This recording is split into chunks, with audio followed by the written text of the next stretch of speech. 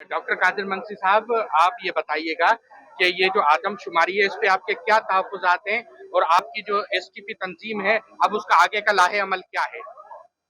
देखिए, हमारे जो तहफ़्फ़ुज़ात हैं वो बिल्कुल संजीदा नोयत के तहफ़्फ़ुज़ात हैं। पहला तहफ़्फ़ुज़ ये है कि ये आदमशुमारी सही वक्त में नहीं हो रही है। हमारे 1.5 करोड़ इंसान सैलाब की वजह से बेघर हो चुके हैं। 15 लाख घर मिट चुके हैं। अगर घर ही नहीं है तो वो घर शुमारी का नंबर कहाँ लगेगा। तीसरा, 4 अजला में डकैट्स का राज है, नो गो एरिया है, वहां कोई आदमी जा नहीं सकता।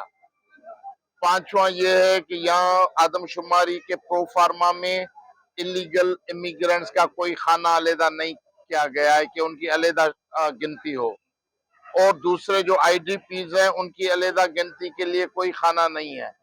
तो इसके लिए हम ये महसूस करें, शनाख्ती कार्ड की शर्त खत्म हो गई, तो हम महसूस करें कि ऐसी आदमशुमारी से तो ये हमें सच में अपने वतन पे अकलियत में तब्दील कर देंगे, हम अपना हक खो देंगे।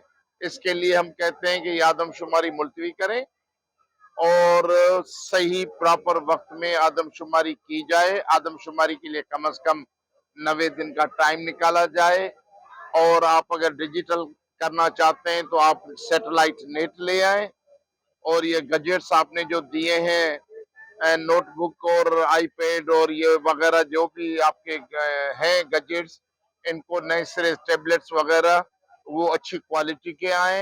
असातिज़ा की कम से कम 30 दिन की ट्रेनिंग कराएं। उसके बाद जो है इस अमल को शुरू करें तो वो शफ़ाफ़ आदमशुमारी हो सकती है।